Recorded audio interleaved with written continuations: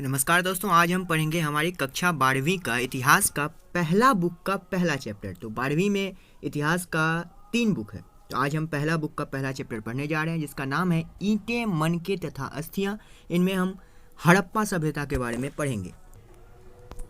तो अब बात करते हैं कि हड़प्पा सभ्यता क्या है। तो पहले हम जैसे 3 सभ्यता के बारे में जानते थे, एक मेसोपोटामिया की सभ्यता, एक मिस्र की सभ्यता और एक चीन की सभ्यता, क्योंकि तभी हड़प्पा सभ्यता के बारे में हमें पता नहीं चला था। तो पहला ऐसे माना जाता था कि मेसोपोटामिया की सभ्यता, मिस्र की सभ्यता और चीन की सभ्यता विश्व की सबसे प्राचीनतम सभ्यताओं में से एक है।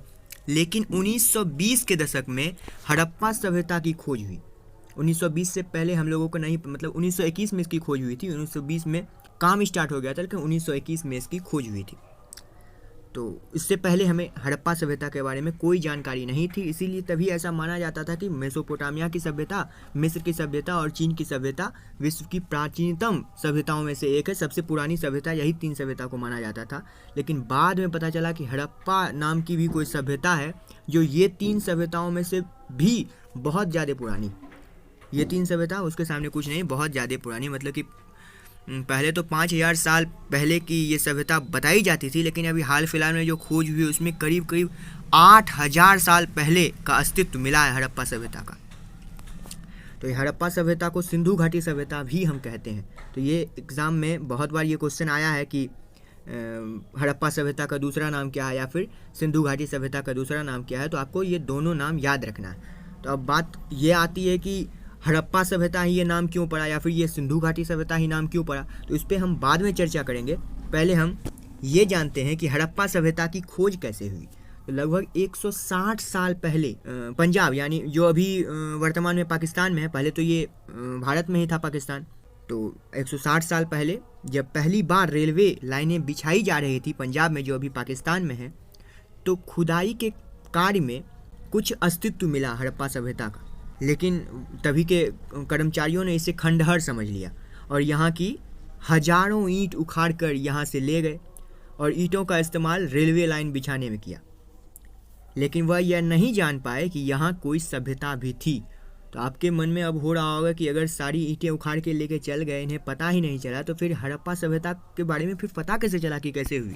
तो इसके बारे में हम बताते हैं आपको कि 1921 में दयाराम साहनी ने, ये बात रेलवे लाइन वाली 160 साल पहले के, जब अंग्रेज शासन किया करते थे तभी के, लगभग मतलब 1860 ईस्वी की ये बात है। लेकिन यहाँ बात हो रही है 1921 की, यानी कि इसके लगभग 60 साल बाद की बात है ये, जब दयाराम साहनी ने हड़प्पा नामक स्थल की खुदाई करवाई और हड़प्पा की मुहरें खोज ली।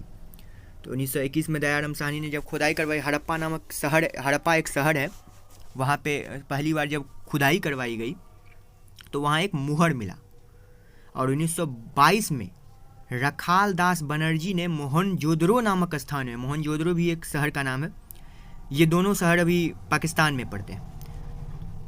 तो रखाल दास बनर्जी ने मोहनजोदड़ो नामक स्थान पर उत्खनन कार्य किया और इन्होंने भी वैसे ही सेम टू सेम मुहर इनको भी मिल गई जैसे कि हड़प्पा में मिला था। तो ऐसा ये अनुमान लगाया गया कि हड़प्पा और मोहनजोदड़ो एक ही सभ्यता के हैं। इसके बाद सन 1924 में भारतीय पुरातात्विक सर्वेक्षण के director general sir John Marshall ने पूरे विश्व के सामने एक नई सभ्यता की घोषणा की, जिसका नाम हड़प्पा सभ्यता या सिंधु घाटी सभ्यता पड़ा। तो अब जैसा कि पहले मैंने बताया था कि हड़प्पा सभ्यता और सिंधु घाटी सभ्यता नाम क्यों पड़ा, इसके बारे में मैं आपको बताऊंगा। तो अब वो समय आ गया है आपको बताने का। तो दरअसल बात यह है कि जैसा कि मैंने आपको बताया, हड़प्पा नाम के शहर में पहली बार खुदाई हुई तो मुहर मिला था। तो पहली बार हड़प्पा नाम के शहर पे खुदाई हुई, इसलिए हड़प्पा ही नाम रख दिया, हड़प्पा सभ्यता इसका नाम रख दिया गया।